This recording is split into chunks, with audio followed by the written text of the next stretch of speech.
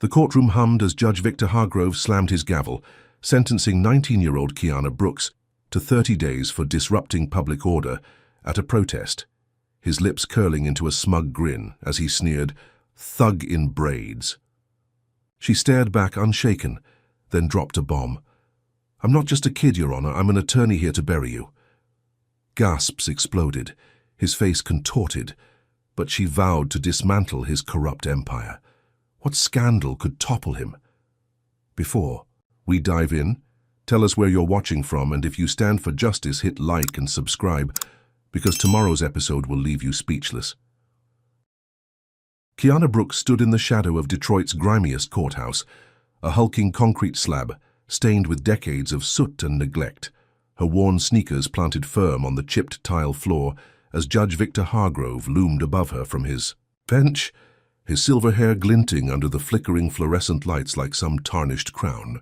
She was 19, a prodigy who'd clawed her way through law school by 18, passing the bar with a score that made her professors blink twice. But none of that mattered here, not yet. She'd gone undercover for the Midwest Justice Coalition, her scrappy group of activists and attorneys hell-bent on rooting out corruption in the city's legal system. And Hargrove was their white whale, a 30-year veteran whose rulings crushed black lives like a millstone grinding wheat into dust. Kiana had slipped into the role of a protester 3 days ago, joining a rally outside a shuttered community center where cops had beaten a 16-year-old black kid for holding a sign that read, "Stop killing us." She'd watched the baton crack against his skull, blood pooling on the pavement, and when the officer turned to her, she'd asked one question, sharp and clear. "What's he being charged with?" That was it, one sentence, but it was enough to get her tackled. Her wrists zip-tied so tight her fingers went numb, and hauled into this courtroom on a trumped-up charge of disrupting public order. Now Hargrove peered down at her, his eyes narrow slits behind thick glasses, his voice a gravelly drawl as he flipped through her file without really reading it, muttering, "Another loudmouth wasting my time." The room smelled of stale coffee and desperation, packed with spectators who slouched in creaky wooden pews, some chewing gum, others whispering bets on how fast she'd fold. Kiana's jeans were frayed at the knees, her blouse a plain grey cotton number she'd picked from a thrift bin to sell the part, but her spine was steel, her chin tilted up as she locked eyes with the man who'd built his throne on broken futures. He'd mocked her in that first clash, called her a thug in braids before slamming the gavel on her 30-day sentence. But she'd turned the tables with her bombshell, "I'm an attorney here to bury you." And now the air crackled. With the aftershock, a stunned silence broken only by the rustle of papers, as the prosecutor, a wiry guy named Edwin Voss with a permanent smirk, shuffled his notes like he'd been caught napping. Hargrove's face had gone from smug to sour, his jowls quivering as he leaned forward, spitting, "You think a fancy degree scares me, girl?" Kiana didn't flinch, her voice cutting through the room like a blade honed on late-night study sessions and cold pizza. "No, Your Honor, but the law might." She rattled off case law like a machine gun, her words precise and loaded. Terry v. Ohio, 1968. Supreme Court ruled detentions require reasonable suspicion, not just an officer's whim. And Graham v. Connor, 1989. Excessive force violates the Fourth Amendment, which that baton-happy cop out there clearly forgot. The crowd shifted, a low hum rippling through them as her knowledge landed. But Hargrove wasn't about to let some kid school him in his own kingdom. His fingers drummed the bench, a lazy tattoo of impatience, and he snorted. "Cute, but you're..." Still in contempt, mouthing off like that. He jabbed a bony finger toward the bailiffs, two burly guys in faded uniforms who looked like they'd rather be anywhere else, and barked, "Take her downstairs, no bail, let her cool off in a cell, till she learns respect." Kiana's lips twitched, not quite a smile as she squared her shoulders. "Respect's earned, not demanded, and you're running low." The room erupted, gasps and chuckles clashing like thunder, but Hargrove's gavel came down again, a sharp crack that silenced the noise, his glare promising something darker than a 30-day stint. The bailiffs grabbed her arms, their grips iron-tight, and she felt the cold bite of metal cuffs snap around her wrists again, a familiar sting from the rally, But this time it was personal, Hargrove's way of flexing his muscle, showing her who ruled this rotting corner of Detroit. As they dragged her toward the side door, her braids swung defiantly, catching the light, and she caught a glimpse of Voss, the prosecutor, scribbling something fast, his smirk gone, replaced by a flicker of unease. The spectators jeered, some hurling slurs that bounced off her like rain on asphalt. Troublemaker, know-it-all. But others sat wide-eyed, phones sneaking out of pockets to snap pictures of the girl who dared to talk back. Kiana's mind raced as the bailiffs shoved her down a narrow hallway, the walls peeling with mold, the air thick with the tang of sweat and despair. She'd expected pushback, sure, but not this fast, not this hard. Hargrove doubling down like a cornered dog baring its teeth. Her coalition had drilled her for months, feeding her dossiers on his rulings. 30 years of sentences that hit black defendants like a sledgehammer, while white kids got slaps on the wrist, a pattern so blatant it screamed from the pages of every transcript she'd memorized. She'd come here to poke the bear, to get him on record, to start the slow bleed of his reputation, but now she was the one locked in his cage, and he wasn't playing subtle. The cell door loomed ahead, a rusted slab of steel, and she stumbled. As one bailiff gave her a rough push, her shoulder slamming into the frame, pain flaring hot and quick. "Move it," he grunted, his breath sour with tobacco, and she bit back a retort, saving her ammo for the next round. The door clanged shut behind her, the lock grinding into place, and she stood alone in the dim light, the floor sticky with grime, a single bulb buzzing overhead like a trapped fly. She rubbed her wrists, the cuffs off, but the marks still red, and took a slow breath, her pulse steady despite the chaos. Hargrove thought he'd won this one, thought he'd slapped her down and shut her up, but he didn't know her, didn't know the fire she'd carried since she was 12, watching her cousin get hauled off for jaywalking while a white kid, with weed in his pocket, walked free. She'd sworn then, on a cracked stoop under a buzzing streetlight, that she'd fight this system, tear it apart brick by brick, and Hargrove was just the first wall she'd crack. Her reveal in court had been the opening shot, a spark to light the fuse, and even now, trapped in this stinking hole, she could feel the ripples spreading, the coalition already moving, the plan shifting into gear. She leaned against the damp wall, the chill seeping through her blouse, and let her mind sharpen, replaying every word Hargrove had spat, every sneer, every flex of his gavel. He'd mocked her degree, her age, her braids, but that was his mistake, underestimating the girl he'd pegged as just another statistic. She'd studied law not for prestige, not for money, but for this, for moments like these where she could stand toe-to-toe with giants and watch them stumble. The cell was a setback, sure, but it wasn't the end, not even close. She slid a hand into her pocket, feeling the tiny notebook she'd tucked there, her pen still clipped to the binding, and smirked. They hadn't searched her well enough, hadn't thought she'd have anything worth taking, and that was their first slip. She pulled it out, flipping to a blank page, and started scribbling. The scratch of ink on paper, a quiet rebellion in the silence, notes on Hargrove's words, the bailiff's roughness, the crowd's split reaction, all of it ammo for what came next. She'd get out, she always did, and when she did, Hargrove would feel the weight of every page she filled. The judge had ruled this city's courts like a dictator, his bench a fortress, but Kiana wasn't here to beg for mercy. She was here to storm the gates, and this was just the beginning of his unraveling. Kiana Brooks slumped against the cell wall, her fingers smudged with ink from the notebook she'd filled with every detail of Judge Victor Hargrove's courtroom tantrum, the damp concrete chilling her spine through her thin grey blouse as the single bulb overhead flickered like a dying moth. The air stank of mildew and rust, the floor a patchwork of grime that stuck to her sneakers, but her mind was a furnace, burning through strategies while the hours crawled by in that filthy Detroit lockup. She'd been tossed in here for contempt, a 30-day sentence stretched into indefinite limbo with no bail, Hargrove's way of grinding her down, but she wasn't the type to crumble. She'd grown up in the shadow of crumbling brick tenements, her mom working double shifts at a diner to pay for the textbooks Kiana devoured, and every page she'd turned had been a brick in the wall she'd built against men like Hargrove. Now locked away, she scribbled furiously, Her pen carving out the bailiff's rough hands, the jeering crowd, the judge's sneer, all of it fuel for the fire she'd ignite. What could she do from a cage? She'd already tipped the first domino in court, outing herself as an attorney, and the Midwest Justice Coalition didn't waste time. Her phone, confiscated at booking, had held encrypted messages, but her team was sharp, and by dawn they'd cracked into action.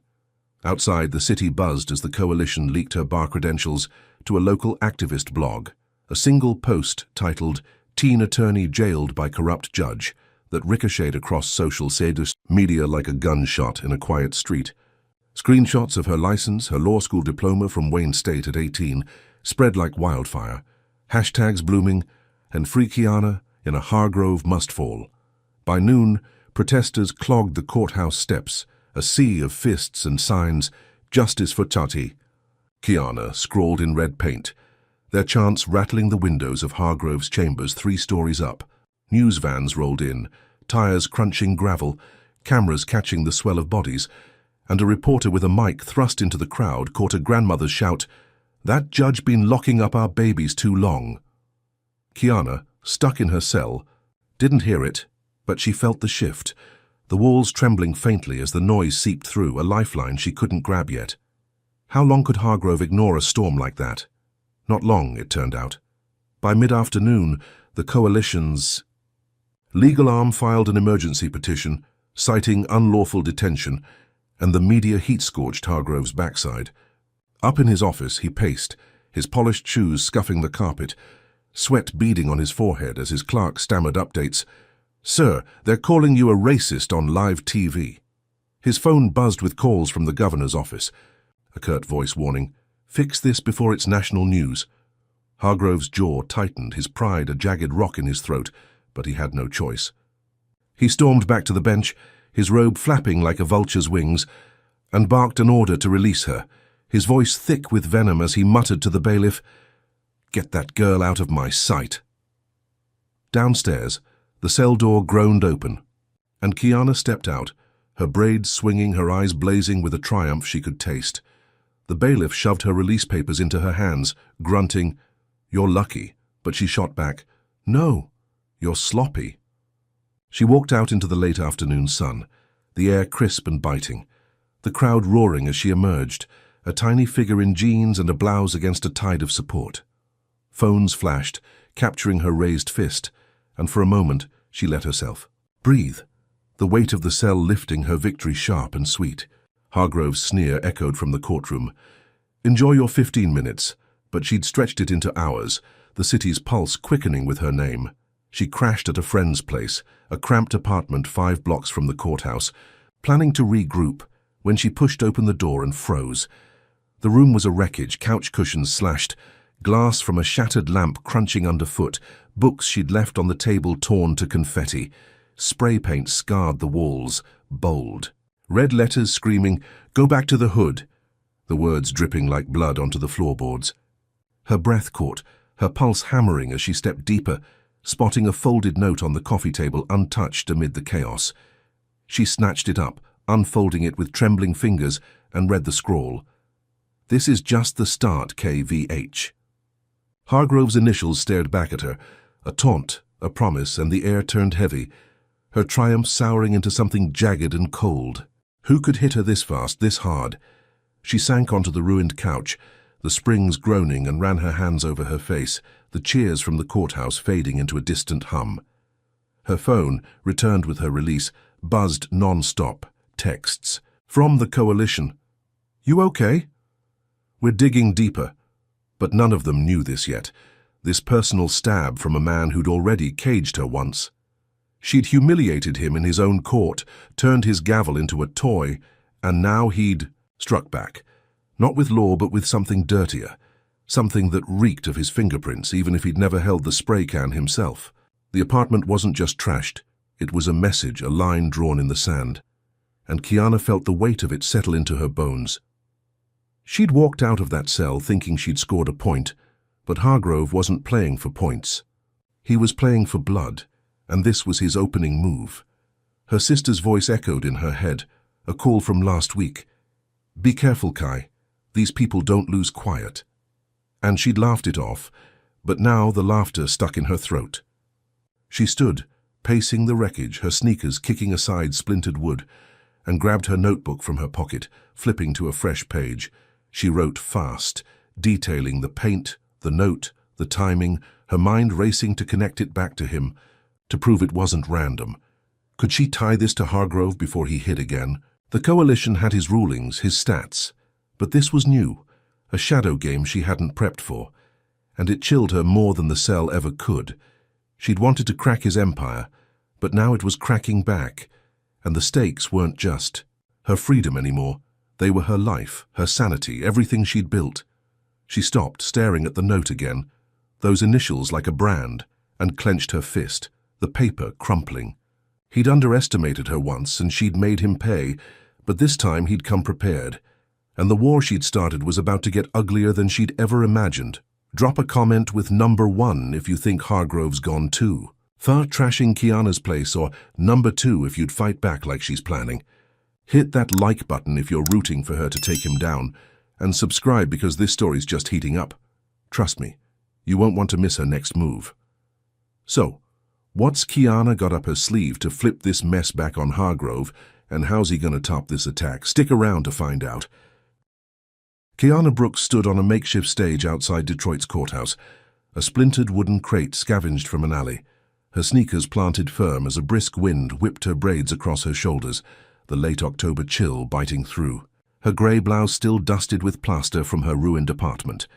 The crowd stretched across the cracked plaza, 300 strong, a restless mosaic of black faces and a few white allies, their signs bobbing like buoys in a storm.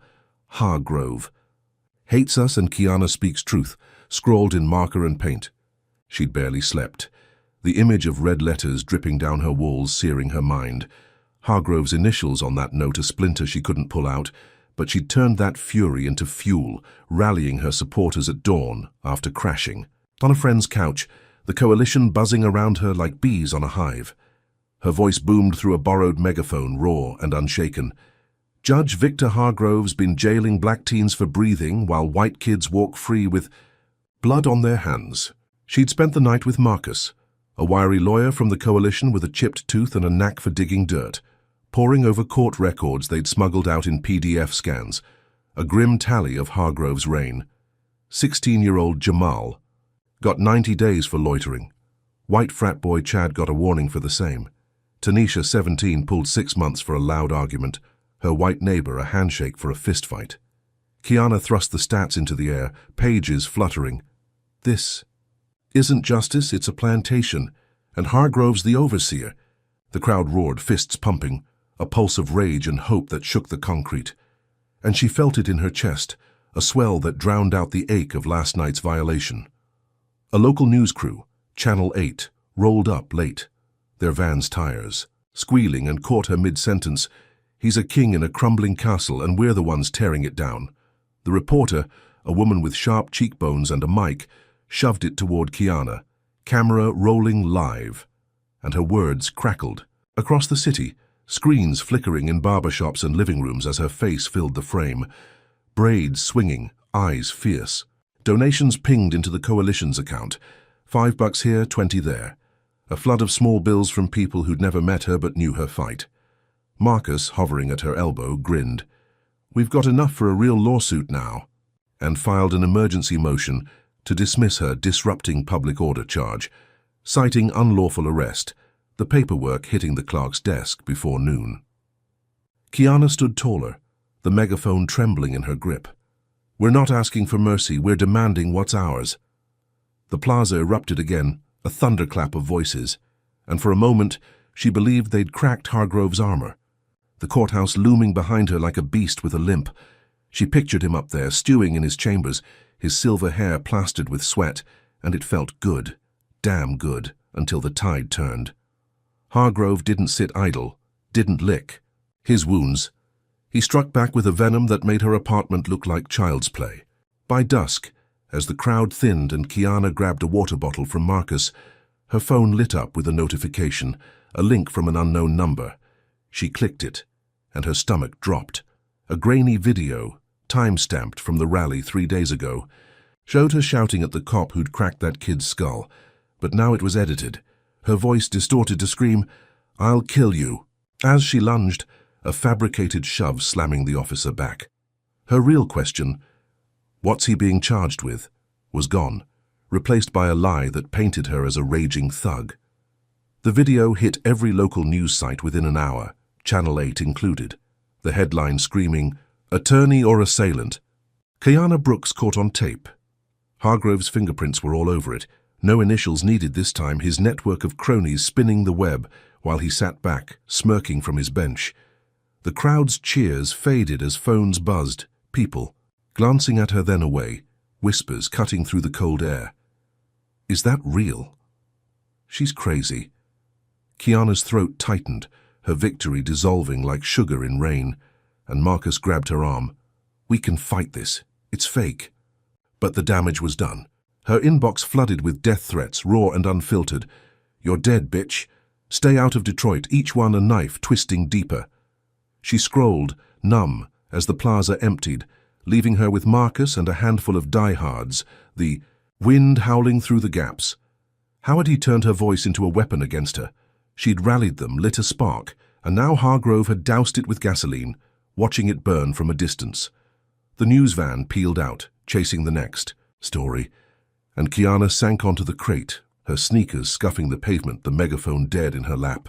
Marcus paced, muttering about counterfilings, but she barely heard him. Her mind replaying the video, the edit so seamless it fooled her own eyes for a split second. Hargrove hadn't just trashed her place, he'd trashed her name. And this wasn't a warning anymore, it was war. She'd humiliated him twice now, first in court, then out here, and he'd answered with a blow that didn't just sting, it bled. Her sister's diner flashed in her mind, the one spot she'd kept safe, and a chill crawled up her spine, wondering if he'd hit there next. She stood, shoving the phone into her pocket, and grabbed Marcus by the sleeve. "We need more than a dismissal, we need his head." He nodded, eyes hard. "Then we dig deeper, hit him where it hurts." Kiana clenched her fists, the threat still buzzing, each one a dare she'd answer. But the weight of it pressed down, heavier than the cell, heavier than the paint on her walls. Hargrove wasn't just a judge. He was a machine. And she'd kicked it into overdrive, its gears grinding toward her with a precision she hadn't seen coming. She'd rallied a city, sure, but now half of it hated her, and the other half was scared silent, leaving her exposed on a battlefield she'd drawn herself. The courthouse loomed darker now, its windows black slits like eyes watching her stumble, and she knew this was just round two, Hargrove's opening salvo in a fight he'd never let her win easy. She kicked the crate aside, wood splintering, and turned to Marcus. "Let's move, he's not done and neither am I." Her voice steady but her pulse racing, the taste of victory gone, replaced by the bitter sting of a trap she'd walked right into. Kiana Brooks hunched over a rickety table in a borrowed office, a closet-sized room above a barbershop on Detroit's east side, the air thick with the buzz of clippers drifting up through the floorboards as she pored over stacks of yellowed court transcripts with Marcus, their eyes bloodshot from 3 nights of no sleep. Her grey blouse hung loose, stained with coffee rings, her braids pulled into a messy knot as she traced a finger down a column of numbers, each one a scar from Judge Victor Hargrove's 30-year reign. They'd moved fast after the rally's collapse, the doctored video still burning through the city like a plague, her name now a curse on half the lips in town. But Kiana wasn't running. She was digging. Marcus flipped a page, his chipped tooth glinting as he muttered, "Here's another. Black kid 17, 6 months for a busted taillight. White guy, same age, community service for a DUI. She nodded, scribbling it down. Her notebook a war map of Hargrove's bias, the stats piling up like bodies. Black defendants got triple the sentences of white ones for identical crimes, sometimes. 4 times, a pattern so stark it screamed from the ink. She'd seen it growing up. Her cousins 2 years for a joint while a white classmate bragged about probation for the same. But now it was personal. Hargrove's gavel aimed at her skull. They worked in shifts, Marcus hacking into public records, while Kiana cross-checked cases, their laptops humming on a diet of cheap extension cords, the room lit by a single swaying bulb, that cast shadows like ghosts on the peeling walls. By dawn they had it. A dossier thick as a phone book. 80 cases over 10 years, stats showing Hargrove sentenced black teens to an average of 18 months for misdemeanors, white teens averaging 3, a gap no law could justify. Kiana slammed the table, wood creaking. "This is our grenade, we pull the pin now." Marcus filed a federal lawsuit that morning, alleging judicial misconduct and systemic racism, the papers hitting the clerk's desk with a thud that echoed up to Hargrove's chambers, a direct shot at his bench. Kiana felt the rush, her pulse hammering as she pictured him squirming, his silver hair matted with sweat, his empire wobbling under the weight of her numbers. The coalition leaked the suit to a sympathetic reporter, and by noon, headlines blared. Judge Hargrove sued for racial bias. Her name back in the light, not as a thug but a warrior. She stood at the barbershop window, watching cars slow on the street below, drivers craning necks as word spread, and for the first time since the video she grinned, thinking they'd landed a blow he couldn't dodge. A hearing was set for next week, the fastest Marcus had ever seen a federal judge move, and Kiana walked out of that office with her head high, her sneakers slapping the pavement, believing she'd turned the tide. What could stop her now? She was wrong. Hargrove didn't flinch, didn't retreat, he pounced, and his counterstrike was a blade she never saw coming. That afternoon, as she grabbed a sandwich from a corner deli, her phone buzzed with a text from Marcus. "Turn on the news now." She fumbled it on, the screen flaring with a live feed from the courthouse. Prosecutor Edwin Voss at a podium, his wiry frame taut, his smirk back as he waved a sheaf of papers. Kiana Brooks fabricated evidence in her frivolous lawsuit and, "We're charging her with felony perjury." The crowd gasped, cameras flashing, and Kiana's sandwich hit the floor, mustard smearing her sneaker as Voss kept going. Her so-called stats are lies, cooked up to smear a respected judge. Her chest tightened, the deli spinning as she scrolled X posts exploding. "She's a fraud." "Lock her up." The city flipping again, her name dirtier than ever. Hargrove had flipped the script, not with a video this time, but a legal. Noose and Voss was the hangman. She bolted back to the barbershop, Marcus pacing.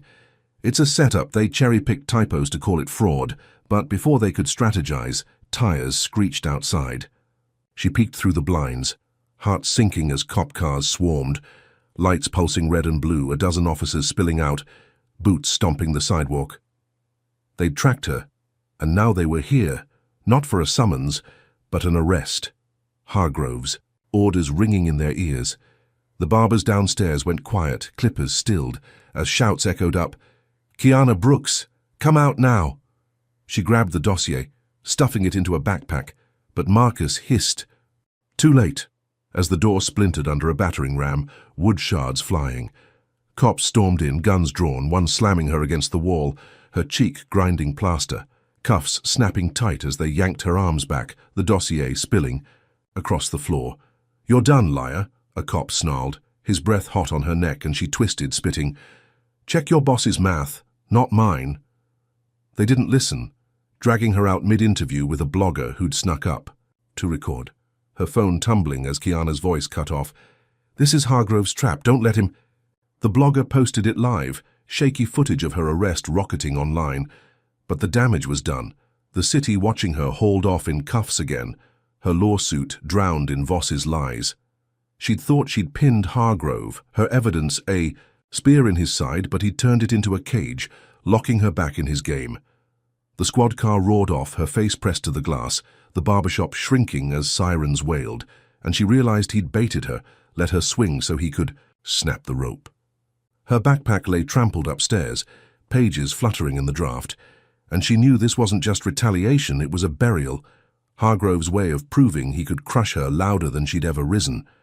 The cop in front sneered, "Should have stayed in school, kid," and she bit back a laugh, the irony sour because school had brought her here, and now it was her coffin. She'd landed a punch, sure, but Hargrove had a whole arsenal, and this felony charge was a missile aimed at her spine, her freedom, her fight, everything she'd built. The car jolted over potholes, the city blurring past, and Kiana's mind raced, replaying Voss's smug face, the cop's quick raid, Hargrove's invisible hand pulling strings. She'd sued him, exposed him, and now she was the one in chains. The hearing a week away now a distant dream, her victory a ghost she couldn't grab. How had he spun her truth into this lie so fast? She'd underestimated his reach, his rot running deeper than the courthouse, into precincts, newsrooms, everywhere she turned, and this arrest wasn't the end. It was a warning of worse to come. Comment. Number 1.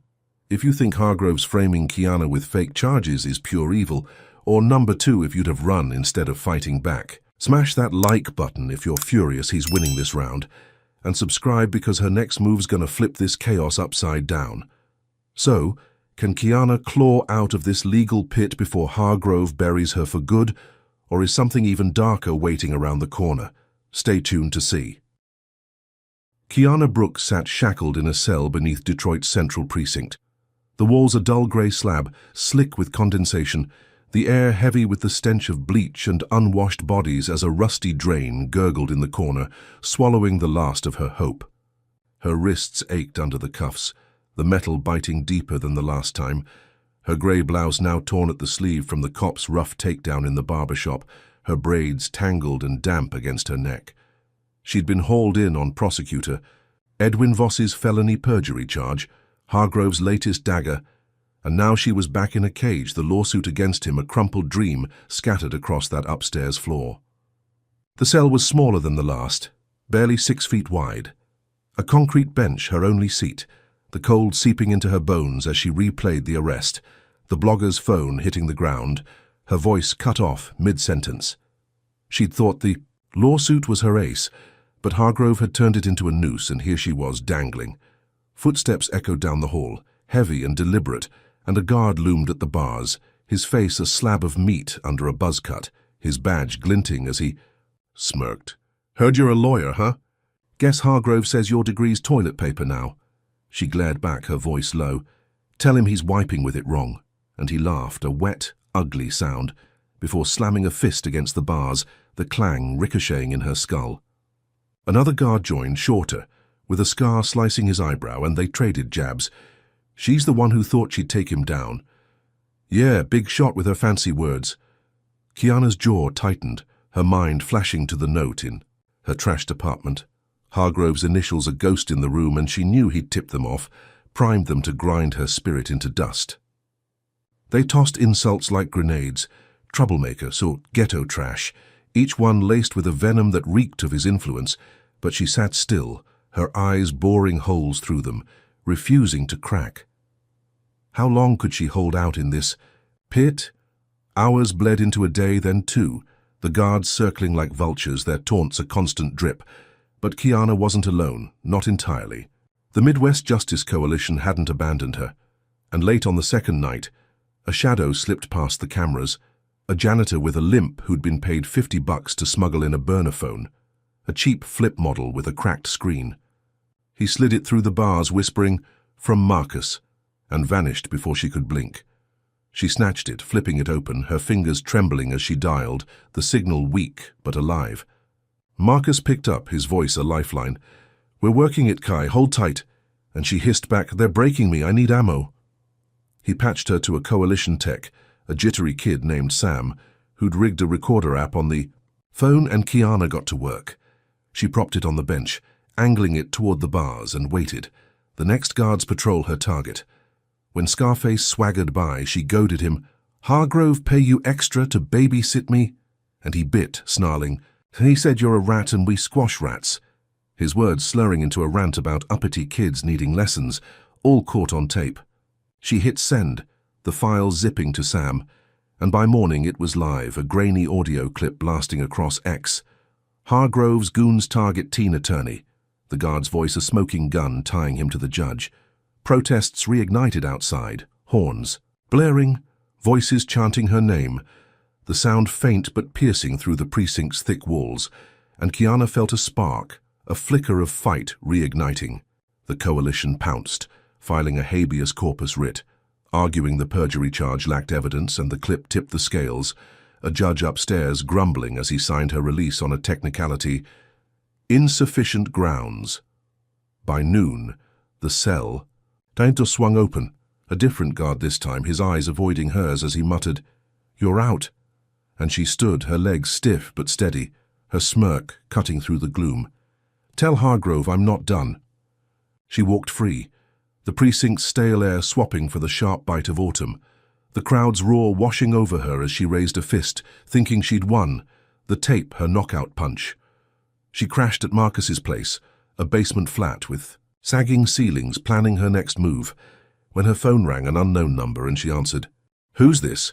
A voice rasped, Check your sister's diner, and the line went dead. She bolted, sneakers pounding pavement, 5 miles across town, her lungs burning as she reached the diner, a squat brick joint with a neon sign flickering, Taste of Home. Smoke billowed from the shattered front window, glass crunching underfoot, flames licking the counter where her sister Nia served pancakes every Sunday. Kiana shoved through the crowd, firefighters shouting, Back off! But she saw it. The scorch marks spelling K on the wall, a Molotov cocktail signature, and her knees buckled, Nia's scream cutting through the chaos. I was inside! Her sister stumbled out, coughing, singed but alive, and Kiana clutched her, tears streaking her face as the truth sank in. Hargrove had hit back, not at her, but her heart. A voicemail pinged, the same voice. Next time they burn. And she knew his goons had lit the fuse, his initials from the apartment note now a torch in her hands. She'd walked out of jail grinning, the tape her shield, but Hargrove had turned it into ash, nearly killing her family to prove he'd never yield. Nia sobbed, Why us? And Kiana had no answer, just rage, her victory a hollow shell as sirens wailed, the diner's ruins a monument to his wrath. She'd pushed him, exposed his guards, and he'd answered with fire, a strike so personal it tore her open, her sister's safety the price of her defiance. The crowd gawked, phones, filming, but Kiana didn't care. Her mind racing, piecing it back to him, the precinct, the guards, the timing too perfect. She'd thought jail was the breaking point, but this was worse, a line crossed she couldn't unsee. And as she held Nia, the flames crackling behind them, she vowed he'd pay, not just for her, but for this, for everything he'd burned. The lawsuit, the tape, all her wins were dust now, Hargrove's shadow stretching longer, darker, and she realized she'd poked a beast that didn't just bite, it devoured, and this was only the beginning of his hunger. Kiana Brooks crouched in a shadowed corner of a derelict auto shop on Detroit's west side, the air thick with grease and rust, her sneakers silent on the oil-stained concrete, as she watched Tasha, a lanky hacker with a buzz cut and a sleeve of tattoos, hunched over a laptop, its screen casting a blue glow across rusted fenders and shattered headlights. The diner's ashes still clung to her lungs, her sister Nia's screams echoing in her skull.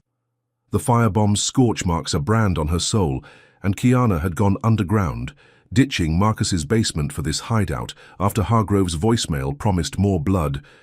Next time they burn. Her grey blouse hung in tatters, swapped for a black hoodie she'd grabbed from a thrift bin. Her braids tucked tight as she leaned closer, whispering, Find me something to hit him with, Tash. Tasha's fingers danced across the keys, cracking precinct firewalls like eggshells. Her voice a rasp. Give me 10 minutes, I've got a lead. Kiana nodded, her pulse a drumbeat. The weight of the past week crushing her chest, jail, the felony charge, the diner in flames, all Hargrove's doing, his empire striking back harder every time she swung. She'd walked out of that cell with a taped confession, thought she'd won, but he'd torched her world and now she needed a kill shot. Tasha grinned, sharp and sudden. Bingo, got a name, Lyle Grayson, beat cop, off duty last night near the diner. His squad's got a history of dirty jobs. Kiana's eyes narrowed. Link him to Hargrove, I want proof.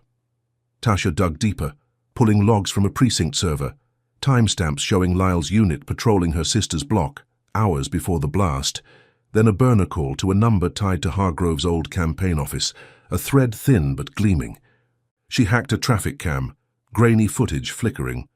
Lyle's cruiser idling near the diner, a gloved hand tossing a bottle, flames erupting as he peeled out. Kiana clenched her fists, nails biting palms. That's my rope. Let's hang him. They cut the video. Audio from the jail clip layered in. Lyle's voice snarling, Hargrove says squash rats, a damning mashup, and Kiana went live, streaming from Tasha's rig, to a dark web channel the coalition boosted across X, her face. Shadowed but her voice steel. "This is who Judge Hargrove sends to burn us out. Look at your king now." The feed crashed his reappointment hearing that afternoon. A stuffy room in the state capitol, where Hargrove sat smug in a tailored suit, silver hair slicked back, fielding softballs from a panel of grey-haired cronies until the screen behind. Them flared Kiana's video blasting through, Lyle's cruiser, the fire, the confession. A gut punch live on C-SPAN. The room froze, senators gaping, Hargrove's smirk melting as the governor's aide bolted upright, phone buzzing. "What the hell is this?" Protesters outside the courthouse, already simmering from the diner news, erupted, horns blaring, bricks flying, the clip ricocheting online, 10,000 views in an hour, then 50. Kiana watched from the shop, Tasha's screen tracking the chaos, and grinned. "Got you, bastard." The governor, a twitchy man with a comb-over, paused Hargrove's tenure on air. "Pending review," his voice shaking as the panel scrambled, and Kiana cheered, fist bumping Tasha, the auto shop's walls trembling with their laughter. Victory. Tasting sharp and sweet. She'd pinned him, exposed his fixer, turned his own muscle against him, and for a moment she breathed, thinking she'd cracked his spine. But Hargrove didn't bend. He broke the board. By nightfall, as she nursed a lukewarm soda, the city shuddered under his counterstrike, a citywide gang sweep rolling out, sirens screaming, choppers thumping overhead, a blitz targeting black neighborhoods with a fury she'd never seen. Cops in riot gear stormed blocks, kicking doors, cuffing kids for curfew, old men for suspicion, the pretext flimsy but the orders iron, Hargrove's voice crackling over precinct radios. "Clean it up. She's the ringleader." Her face. Hit wanted posters plastered on every pole. Kiana Brooks, gang leader, armed and dangerous. A lie so bold it choked her. She stared at Tasha's screen, live feeds showing armored vans tearing through her old street. A teen she knew tackled, blood pooling under his cheek, and her stomach twisted, the soda can crumpling in her grip. How had he spun her strike into this war? Hargrove had lost the hearing, sure, but he'd flipped it, used her video to paint her a terrorist, a puppet master, and now Detroit was his battlefield, her people the casualties. Tasha cursed. "He's got the mayor, the chief, everyone." And Kiana sank against a fender, the metal cold, her triumph ashes again, Hargrove's reach deeper than she'd dreamed, his empire not crumbling but clawing back. She'd hit him hard, aired his laundry, and he'd answered with a fist that crushed whole blocks, her name the excuse, her fight the spark he'd turned into a bonfire. The shop's windows rattled as a chopper swooped low, spotlight slashing. The dark. And Kiana ducked, heart pounding, the sweep closing in, her victory a ghost chased by a nightmare. She'd thought Lyle's tape was the endgame, but Hargrove had escalated, not just at her, but at everyone she'd sworn to protect. And now the city bled for it. Her sister's diner, just the first spark in his inferno. She grabbed Tasha. "We move now," her voice tight, the wanted posters burning in her mind, each one a dare she couldn't ignore, Hargrove's game shifting from personal to apocalyptic. And she knew this wasn't a win. It was a trap she'd sprung on herself. Comment number 1 if you're raging at Hargrove turning Kiana's win into a citywide attack, or number 2 if you think she should have stayed quiet after the diner. Hit like if you're hooked on her fight back, and subscribe because this roller coaster's nowhere near done. So with choppers hunting her and Detroit burning, how's Kiana gonna dodge this dragnet and strike back at a judge who's weaponizing a whole city against her? Keep watching to find out. Kiana Brooks darted through a maze of abandoned warehouses on Detroit's riverfront, the night air sharp with the tang of rust and rotting wood, her black hoodie soaked with sweat as she pressed against a crumbling brick wall, her breath fogging. In the October chill while chopper blades thumped overhead, slicing the dark with relentless rhythm. The citywide gang sweep Hargrove had unleashed was a beast with teeth, its jaws snapping at her heels, her face plastered on wanted posters calling her a ringleader, a lie that turned every shadow into a threat. She'd bolted from the auto shop with Tasha hours ago, the hacker's laptop slung in a bag over her shoulder, their hideout too hot as sirens closed in, the sweep tearing through black neighborhoods like a hurricane, leaving busted doors and bruised kids in its wake. Her sneakers skidded on loose gravel, her braids tucked tight under the hood, and she ducked into a cavernous shell of a building, its roof half caved, moonlight spilling through jagged holes onto a floor littered with broken pallets and shattered glass. Tasha had split off. "I'll find Marcus, keep the stream alive," leaving Kiana alone, her pulse a war drum as she sank behind a rusted conveyor belt, the metal cold against her spine. The coalition was fracturing, some bailing under the heat, texts drying up. Too risky, Kai, but she couldn't stop, not with her sister's diner in ashes, not with Hargrove's empire bleeding her city dry. She needed allies, fast, and slipped into a dive bar 2 blocks away. A squat joint called Rusty's with flickering neon and a clientele that didn't ask questions. The air inside was thick with cigarette haze, the jukebox whining a blues riff as she scanned the room, spotting a cluster of rough-edged men nursing beers, their hands scarred, eyes hard, ex-cons Hargrove had chewed up over the years. She slid into their booth, her voice low. "You know me, I'm the one he's hunting, and I know what he did to you." They leaned in, wary but listening. A guy named Dre with a shaved head and a neck tattoo growling, "He gave me 3 years for—" "A dime bag, white kid got a week." Kiana nodded. "Help me, we end him." And they shook on it, a pact forged in shared scars, her new network born in the smoke. They tracked Lyle Grayson, the cop from her video, to a seedy motel off 8 Mile, Kiana leading the ambush with Dre and 2 others, their boots silent on the gravel lot as they cornered him outside room 12, his cruiser parked crooked, a bottle of cheap whiskey in his hand. She stepped from the shadows. "Remember the diner, Lyle?" And he froze, eyes darting. But Dre slammed him against the wall, pinning his arms, while Kiana shoved Tasha's phone in his face, recording, "Talk or we drop you." Lyle squirmed, sweat beading, then cracked. Hargrove called it in, said torch the place, pin it on gangs, make her run. She pressed harder. "Who's next?" And he rasped, "You, he wants you gone, dead or locked." The confession. Burned hot, her finger hitting send. The clip streaming live from a burner account.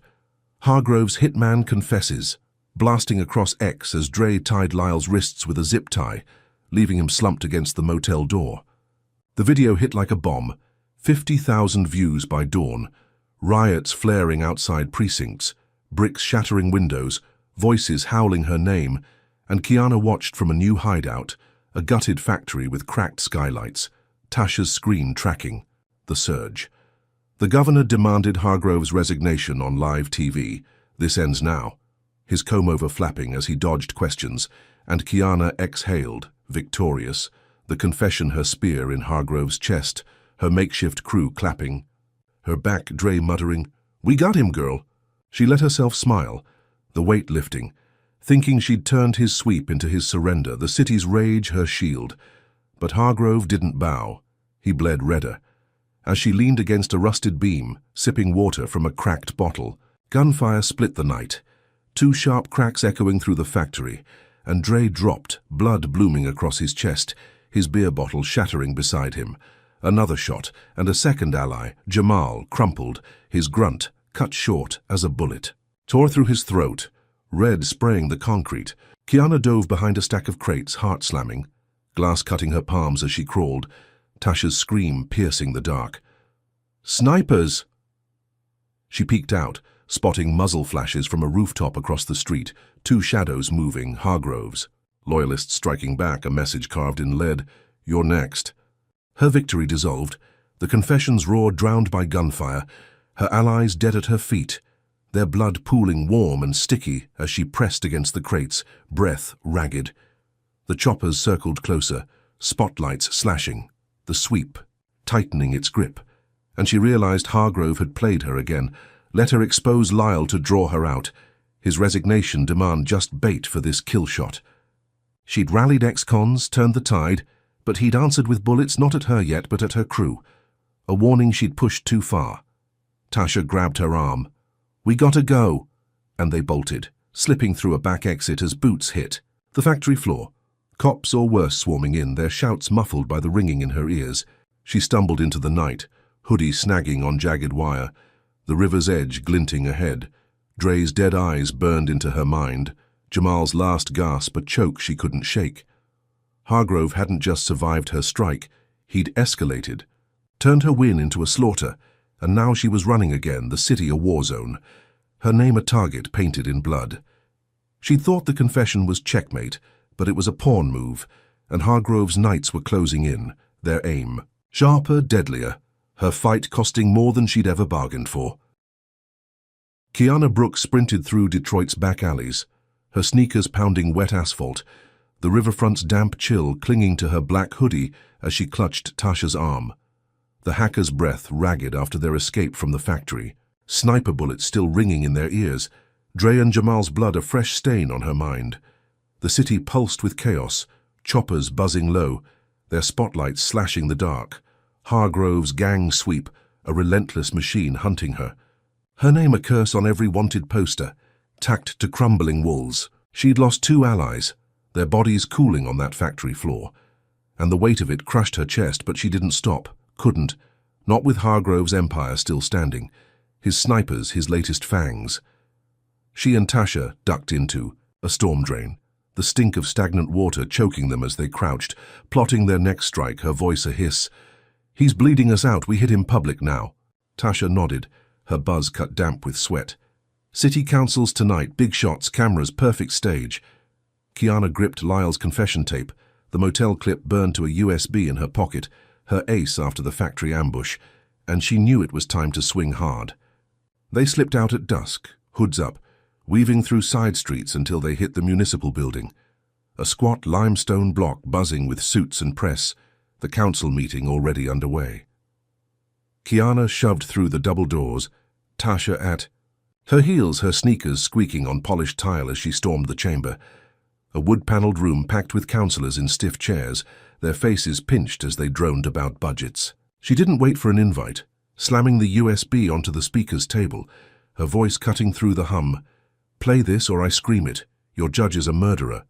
Gasps rippled, a councillor with a grey moustache barking, "Who are you?" But she shot back, "Kiana Brooks, the one he's framing, and this is his confession." The room froze, a clerk fumbling the USB into a laptop, and the screen flared, Lyle's slurred voice spilling out. "Hargrove said torch the place, pin it on gangs, make her run." The motel footage raw and unfiltered, followed by the jail, audio, squash rats. The councillors gaped, a woman in a blue blazer clutching her pearls, the press in the back scrambling for phones, cameras rolling as Kiana stood tall, her braids spilling free. "He burned my sister's diner, shot." "My friends, he's no judge, he's a thug with a gavel." The chamber erupted, shouts clashing, a bald councillor slamming his fist. "This is outrageous." But the vote came fast, 7-3. Suspend Hargrove, effective now. Cops swarmed in, not for her this time, but for him. Hargrove dragged, from a side room where he'd been lurking, his silver hair wild, his suit rumpled, ranting, "You can't do this," as cuffs snapped on, his eyes locking with Kiana's, pure hate boiling there. She stood firm, chest heaving, thinking she'd won, the tape her sword, his suspension her crown, the press snapping her triumph, headlines already brewing, judge cuffed in courtroom chaos. She exhaled, victory sharp on her tongue.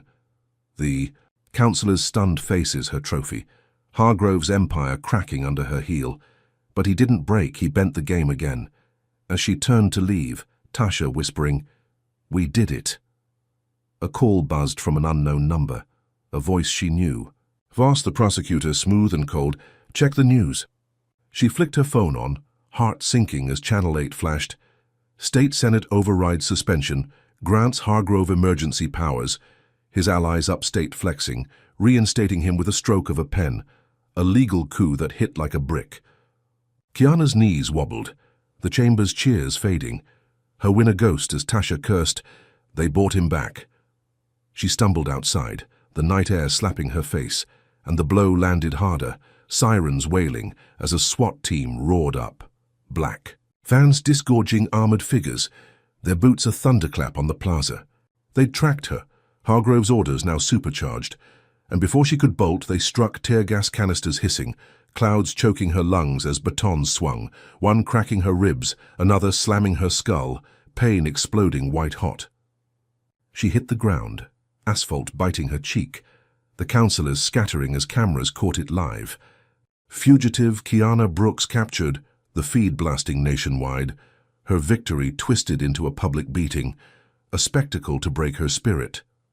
Blood trickled from her brow, her hoodie shredded, and she gasped, "This is him." But the mics didn't catch it, the SWAT team's shouts drowning her, "Stay down, terrorist." They zip-tied her wrists, yanking her up, her legs buckling as they dragged her to a van. The city watching her fall, Hargrove's smirk invisible but felt, his emergency powers a hammer, smashing her crown to dust. She'd stormed in, taped him, won the vote, and he'd flipped it, turned her stage into his gallows, the suspension a feint to lure her out, his real play, this brutal takedown. The van door slammed, her face pressed to the glass, the plaza blurring, and she knew he'd baited her again, let her taste triumph so he could rip it away, his snipers just the warm-up for this public execution of her fight. Her ribs throbbed, her vision swam, but her mind burned, replaying the council's shock. The cuffs on Hargrove now meaningless, his allies too deep, too fast, turning her sword into a shackle. She'd thought she'd pinned him, but he'd pinned her, the city his chessboard, her every move a step into his trap. Comment number 1. If you're stunned. Hargrove flipped Kiana's big win into a SWAT beatdown. Or number 2. If you think she should have seen his allies coming. Hit like if you're on edge for her comeback, and subscribe because this fight's twisting into something wilder every second. So, with Kiana cuffed and battered, how's she gonna break free from Hargrove's iron grip? Or is this the knockout punch she can't dodge? Stay locked in to find out. Kiana Brooks jolted awake in the back of a SWAT van, her ribs screaming with every breath, the taste of blood coppery on her tongue as the vehicle rumbled over Detroit's potholed streets, her wrists zip-tied tight behind her, cutting into bruised skin beneath her shredded black hoodie.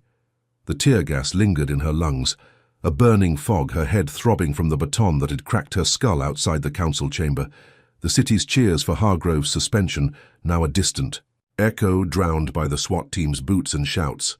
She'd been hauled off live on air, her face a battered mask for the world to see. Hargrove's emergency powers turning her victory into a public flogging, and now she was trapped, the van's steel walls a coffin rolling toward some precinct. Black sight. Her vision blurred, one eye swelling shut, but she forced it clear, spotting 2 cops up front, their helmets off, laughing about, teaching her a lesson, their radios crackling with orders she couldn't hear. She twisted, testing the ties, pain flaring, when tires screeched outside, a jolt rocking the van as something slammed its side, metal groaning, the driver cursing, "What the hell?" Another crash, harder, and the van swerved, fishtailing. As glass shattered, a stolen pickup truck ramming full force, Tasha at the wheel, her buzz cut glinting in the streetlights.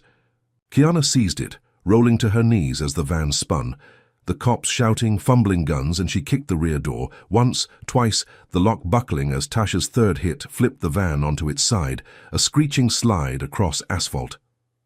She tumbled, slamming the wall, but the door popped loose and she crawled out, zip ties snapping as she snagged a jagged edge, her hands free, blood slick on her palms. Tasha leapt from the truck. "Move!" And they bolted, weaving through a maze of alleys, the cops dazed behind them, sirens swelling as backup closed in. Kiana's ribs stabbed with every step, her breath a rasp, but she ran, Tasha dragging her into a condemned tenement, its stairs sagging, walls tagged with faded graffiti, a temporary cave to catch their wind. She sank against a splintered beam, gasping, "Thanks," and Tasha smirked. Couldn't let him win yet. They didn't rest long, Tasha pulling her laptop from a bag, its screen cracked but glowing as she hacked into offshore accounts she'd been chasing since the diner. Fire, her fingers flying. "Hargrove's dirty, I've got a thread." Kiana leaned in, her swollen eyes squinting as Tasha unearthed a gold mine. Bank records from the Caymans, millions funneled through shell companies, tied to a hate group called White Dawn, their logo a jagged cross she'd seen on old case files. Payments traced to Hargrove's personal account, a bribe trail for his vendetta.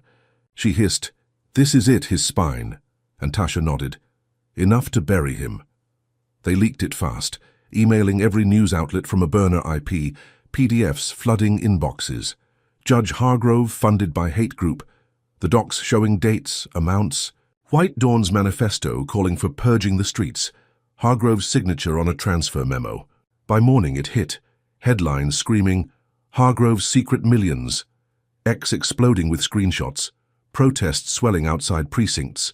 Tires burning, voices roaring. Take him down! Kiana watched from the tenement's broken window. Glass crunching under her sneakers. The city's pulse quickening, and Tasha grinned. We crashed his castle. The state senate flipped. His emergency powers revoked. The governor yanking his bench again. He's done.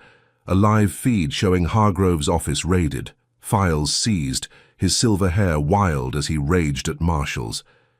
Kiana danced, a limping twirl. Her ribs protesting but her spirit soaring. The leak her cannon blast, his credibility ash, the hate group tie a noose he couldn't slip. She hugged Tasha. We got him, thinking she'd finally snapped his neck. The city hers again, justice clawing free. But Hargrove didn't crumble, he crushed back harder. As she slumped against the wall, sipping water from a dented flask, her phone buzzed, a text from Marcus. Turn on TV now. She flicked it on, a shaky stream from Channel 8. Voss at a podium, his wiry frame taut. Kiana Brooks is a domestic terrorist, linked to White Dawn, inciting chaos. A federal. Warrant flashing, her name atop most wanted, a terrorism charge that stopped her heart. The screen cut to a press conference, a federal judge, Hargrove's golf buddy nodding grimly. She's a threat to the nation. The leak twisted. Her evidence flipped to frame her as the mastermind, not him. Kiana's flask hit the floor. Water pooling. Her victory a mirage as Tasha cursed. He bribed the feds, turned it on us. Protests shifted, some turning sour. She's one of them. Posters burning her face now, not his. The city splitting, half raging for her, half against. Hargrove's lie, a venom spreading fast. She thought she'd won. The account's her. Trump card, but he'd played it back. His empire too deep, too wide. Bribing a judge to slap her with a rap that made the sweep look tame. Helicopters thumped closer. Boots echoed in the streets. The tenement trembling as feds closed in. Her name America's enemy overnight. Hargrove's smirk invisible, but choking her.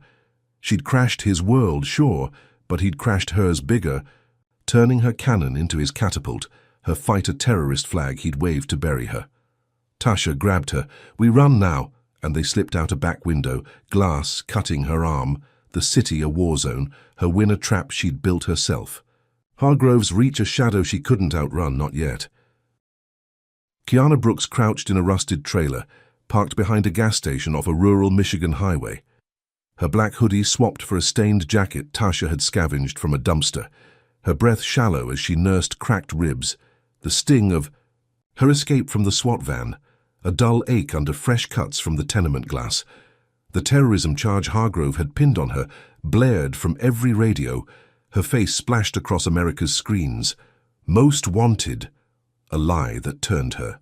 Leak of his White Dawn funds into her own noose, the nation hunting her coast to coast.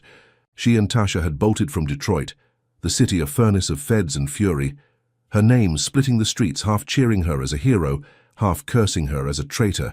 Hargrove's federal judge twisting her truth into a nightmare. The trailer smelled of mold and motor oil, its walls paper thin, the hum of semis outside a shaky cover as Tasha rigged an encrypted stream from a battered laptop, her buzz cut damp with sweat, muttering, "We've got one shot, Kai." Kiana nodded, her swollen eye twitching. "Then we take them all down." She rallied her network via dark web channels, the ex-cons from Rusty's, Marcus back in the city, scattered coalition remnants, their voices crackling through static. "We're with you," a patchwork army forged in Hargrove's wreckage. Tasha hacked deeper, pulling files from White Dawn servers, donor lists unmasking CEOs, a senator, a media mogul, Hargrove's puppeteers, millions funneled to his account, their names a map of his empire's spine. Kiana streamed it live, her voice hoarse but fierce. "These are the real terrorists, not me." The feed bouncing across X, TikTok, every platform she could hit, screenshots of bank transfers, emails plotting her frame-up, a senator's signature on a memo greenlighting. The diner fire. The nation froze, phones buzzing, protests flaring from LA to NYC, tires screeching, chants swelling. Kiana's right, Hargrove's done. She watched from the trailer, Tasha's screen-tracking views, 1 million in an hour, then 5. The FBI scrambling as tips flooded in. Raid them, not her. Agents hit White Dawn's offices, a sleek tower in Chicago, glass shattering as they stormed, seizing drives, cuffing suits, the senator's face pale on live TV. I've been set. Up a lie no one bought. Hargrove's allies ditched him. The governor cutting ties. The Senate reversing his powers again, an indictment dropping fast. Conspiracy, racketeering. His name a headline sinking fast. Kiana danced in the trailer, a limping shuffle. Her ribs groaning but her spirit blazing. Tasha clapping, we snapped their neck. The city's roar reached her through shaky streams. Precincts swarmed. Hargrove's empire collapsing under her weight. The leak, her final spear. His puppeteers exposed, their millions useless now. She hugged Tasha. We did it, her voice. Cracking, victory tasting raw and real. The nation waking up, her terrorism rap unraveling as feds turned on their own. But Hargrove didn't fade. He flared one last time. As she sank onto a milk crate sipping stale water, the trailer shook, a deafening roar splitting the night, windows shattering as drones swooped low, bombs raining, fireballs erupting across the lot.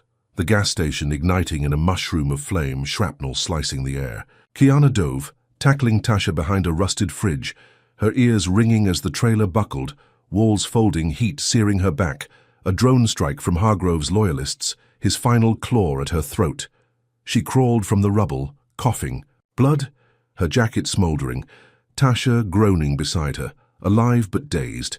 The highway a chaos of screams and sirens, the station's pumps a inferno lighting the dark. Her phone was gone, crushed, but she staggered upright, scanning the wreckage, her sister Nia's face flashing in her mind. Where is she? The diner fire, the snipers, now this. Hargrove's vendetta a beast that wouldn't die, and she realized Nia wasn't with Marcus, wasn't safe, missing in the storm she'd unleashed. The indictment had hit, sure, his allies were falling, but he'd burned her world again. Drones his last gasp, her victory a pyre costing her family, her sister vanished in the chaos he'd sown. She stumbled through the debris, legs shaking, the flames painting her shadow long and jagged, Tasha shouting, "We gotta move!" But Kiana froze, the weight crashing down, her fight toppling giants but losing Nia, the one piece she'd sworn to protect. Hargrove's empire was dust, his indictment sealed, but this strike was personal, a blade through her heart, her sister's absence a void she couldn't fill. She'd rallied a nation, exposed the rot, but the drones had flipped it, turned, her triumph into ash, her network scattered, her hideout a grave, and Nia's fate a question clawing her gut. The highway glowed red, fire trucks racing in, and Kiana sank to her knees, hands digging dirt. The victory she'd danced for a ghost now, Hargrove's shadow stretching even from his cell, his loyalists striking blind but true, her war costing more than she'd ever bargained. Kiana Brooks stumbled through the smoldering wreckage of the gas station lot, her sneakers crunching charred asphalt, the acrid sting of burning rubber searing her lungs as she pulled Tasha from the rubble, the hacker's buzz, cut streaked with soot, her arm limp but her eyes sharp, whispering, "I'm okay, go."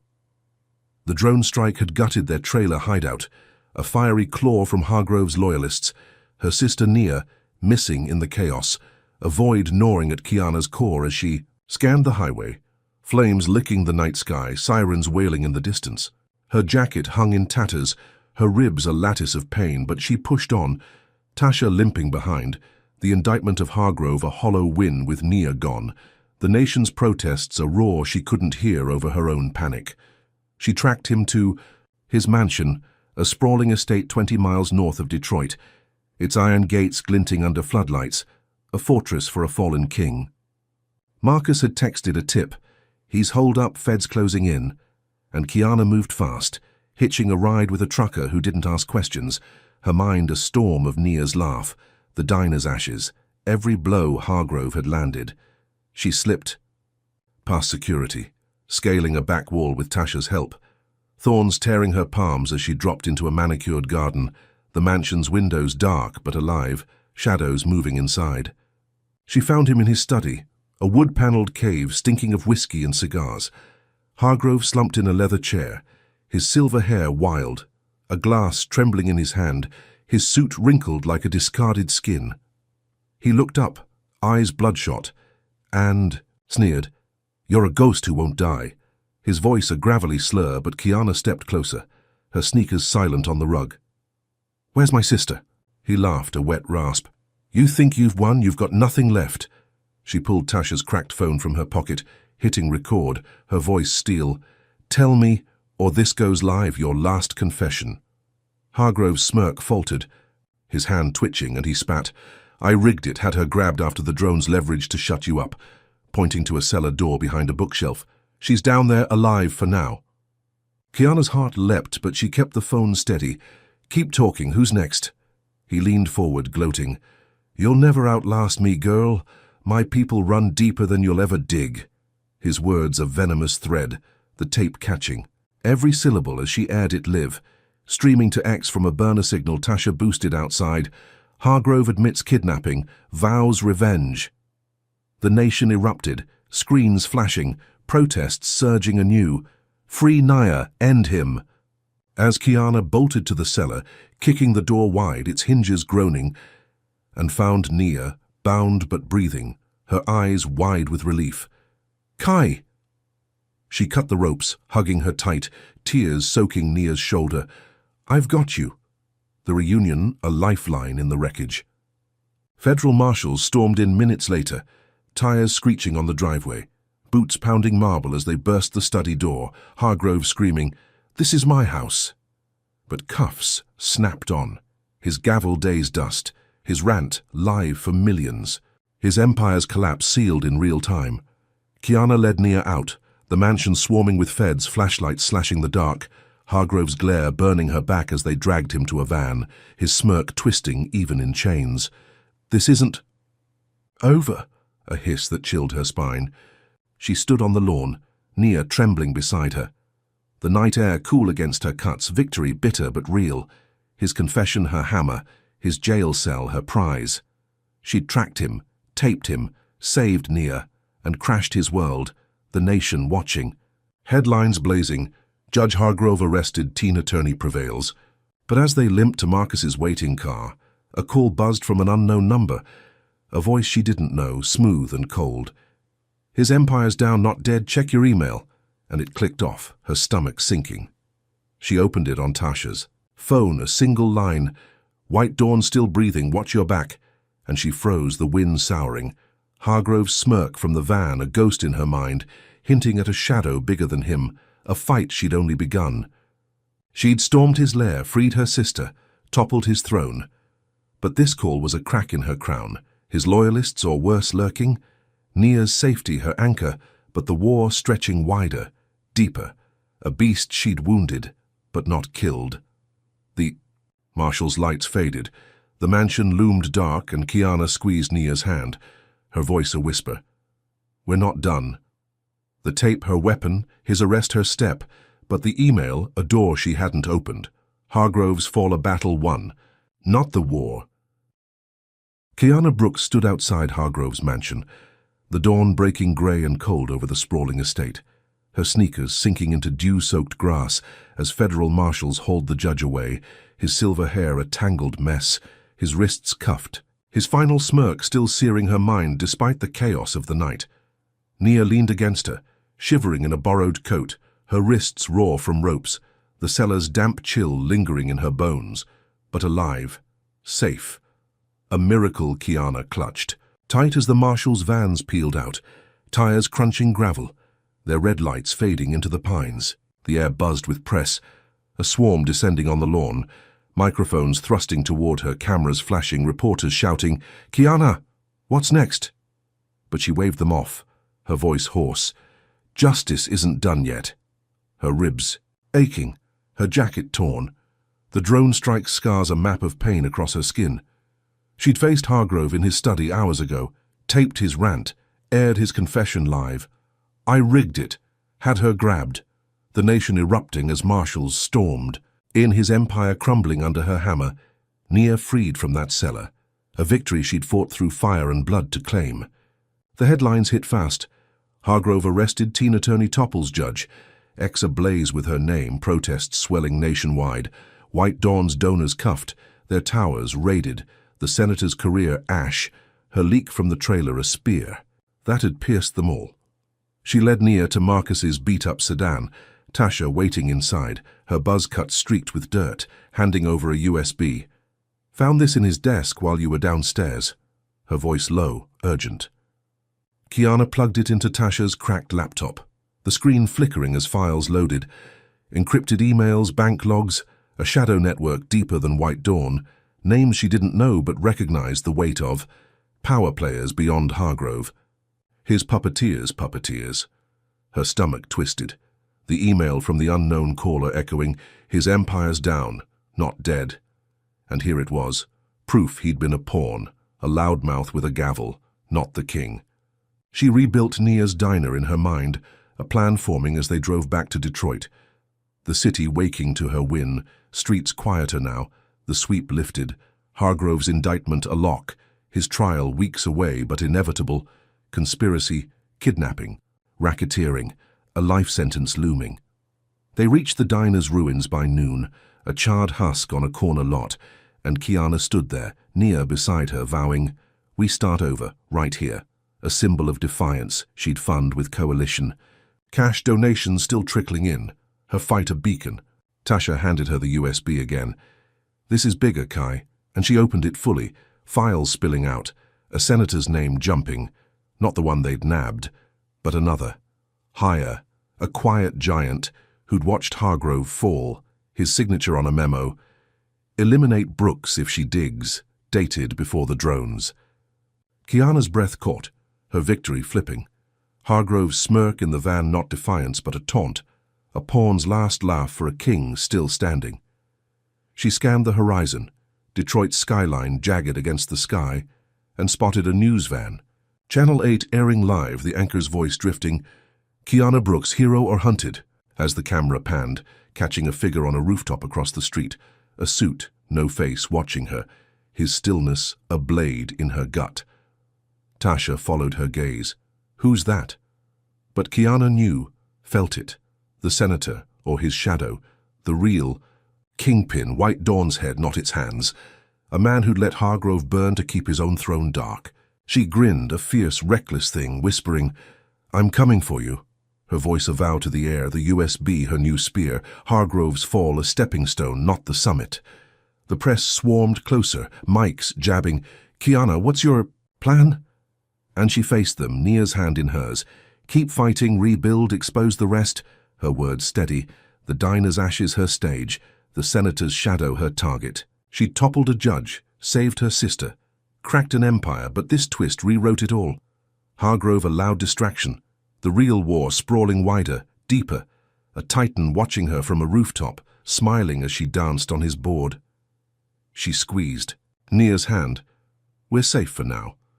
But her eyes flicked up, the figure gone, the USB warm in her pocket, a ticking bomb for a fight just beginning. The nation cheered her, sure, headlines crowned her, but the senator's memo burned in her mind, "Eliminate Brooks," a threat she'd meet head-on, her war not won but redefined. Hargrove's cell a footnote, the true beast still breathing. Her grin a dare, the diner her flag, the next battle hers to wage. Kiana Brooks's journey in racist judge humiliates black teen, then learns she's an attorney, sent to investigate him, offers raw, powerful lessons about resilience, justice, and the cost of fighting systemic racism. First, it shows that courage isn't just facing a foe, but standing tall when the world turns against you. Kiana, a 19-year-old black attorney, took on Judge Victor Hargrove's 30-year reign of bias, enduring jail, violence, and betrayal, proving that one voice can spark a revolution, even when it's drowned in lies. Second, the story reveals the depth of systemic rot. Hargrove wasn't the root but a branch, his power propped by a hidden network of hate, teaching us that dismantling injustice means digging beyond the surface, past the pawns to the kings. Third, it underscores the personal toll of defiance. Kiana lost her home, her sister's diner, and nearly her life, a brutal reminder that victories against racism often come with scars. Yet, her unwavering grit, flipping every setback into a strike, shows that strength lies in adapting, not breaking. Finally, the twist ending, with a senator lurking as the true titan, warns that winning a battle doesn't end the war. Justice is a marathon, not a sprint. Kiana's story isn't just a tale, it's a mirror for our world, urging us to question who pulls the strings and to keep pushing when the fight gets uglier. So what would you sacrifice to expose a racist system? Drop number 1 in the comments if you'd fight like Kiana, or number 2 if you'd wait for backup. Hit like if her grit inspires you, subscribe for more real stories, and share to spread her fire. Thanks for riding this wild journey with us.